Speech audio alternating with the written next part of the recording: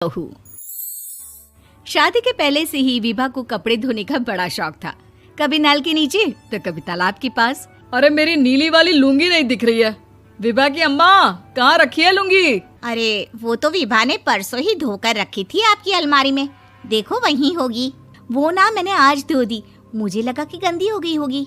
अरे कैसे गंदी हो गई थी, उसे तो मैंने पहना भी नहीं। हे भगवान, इस लड़की के कपड़े धोने की आदत से परेशान हो गया हूँ मैं। जितना तो घर में राशन नहीं आता उससे कहीं ज्यादा डिटर्जेंट पाउडर का खर्चा है। इसकी शादी करवा दो, शादी जाए अपने घर में ही करे काम, फिर चाहे घर के कपड़े धोने हो या पूरे गांव के।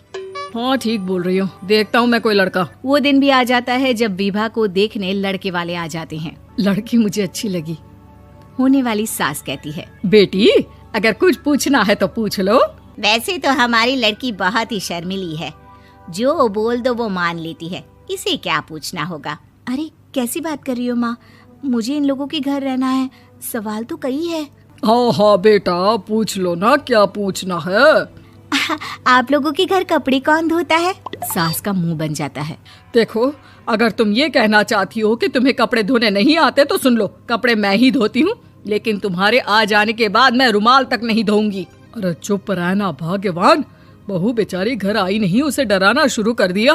वो क्या है ना बिटिया, अभी तक तो ये कल्लू की माँ ही धोती थी, लेकिन अब तुम्हारे पापा तो दहेज में वॉशिंग मशीन देंगे ही।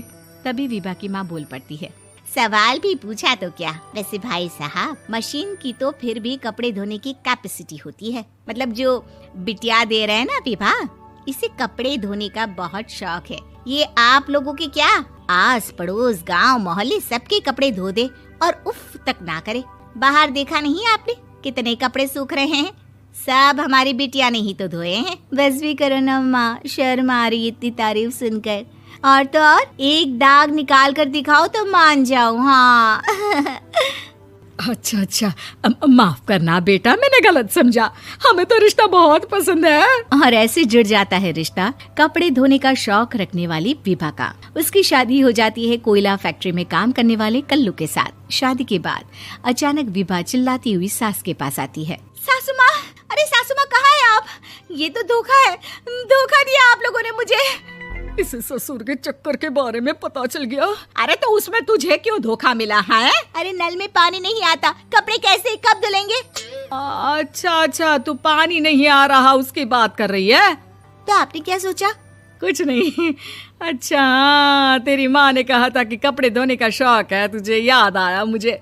शौक शौक बोलकर कपड़े धोने वाले मेरे जुनून को कम ना आके सासू माँ, कपड़ा धोना मेरा गुरूर है।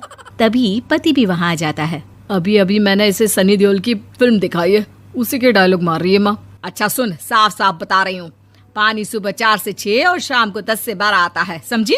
विभा टाइमिंग सुनकर हैरान हो जाती है। ये क्या भूतों का मोहल्ला है? सुबह 4 बजे उठकर कौन कपड़े धोता है? 4 बजे टंकी में पानी जाता है, फिर सारा दिन धोना ना, किसने मना किया?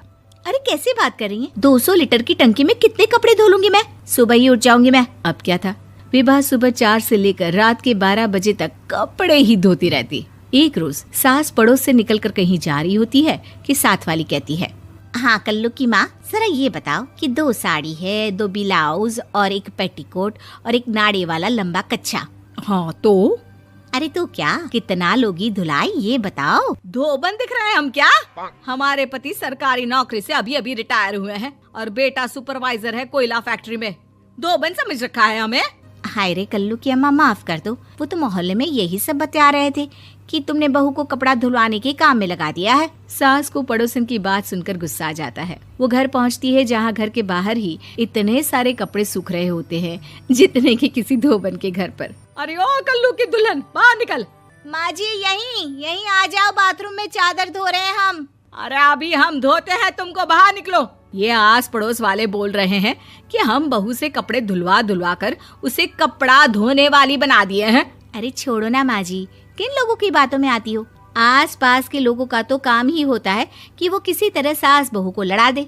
बहू सारे घर के कपड़े धोती है, ये क्या कम है? बोलिए। सास को भी लग जाता है कि वो बहू का ये सनकीपन नहीं छुड़वा सकती, इससे अच्छा है कि खुद ही चुप हो जाए। एक रोज सास और बहू मंदिर जाते हैं, जहाँ सास की साड़ी वहाँ खड़ी भीख मांगने वाली से मिलती है। माँ जी क्या बात है, आपकी साड़ी उस भिखारन से कितनी मिल रही है ना? हाँ हाँ, देखो तो दोनों की साड़ी मिल रही है। क्या बात है कल्लू की अम्मा, तुम खुद को तो अफसर की बीवी बताती हो और ऐसी सिंपल सी प्लेन साड़ी पहनकर घूमती हो। सिंपल और प्लेन नहीं है ये साड़ी। तो क्या सोने के धागे से फूल बने हैं? कुछ भी सासू माँ, कुछ भी। हाँ, बने थे इस साड़ी में सोने के धागे से फूल। मेरे पति लेकर आए थे मद्रास से स्पेशली मेरे लिए 10,000 की। ताहे भाई साहब इस भिखारन के लिए भी सेम टू सेम साड़ी लेकर आए होंगे 10,000 की। सास उस वक्त कुछ नहीं कहती, लेकिन बहू के साथ घर आती है और अलमारी से एल्बम निकाल कर लाती है। ये साड़ी देख रही है, ये वही साड़ी है जिसे मैंने अभी पहना था। इस साड़ी में ये जो चमकदार फूल दिख रहे हैं ना, ये सोने के धागों से काढ़े गए हैं।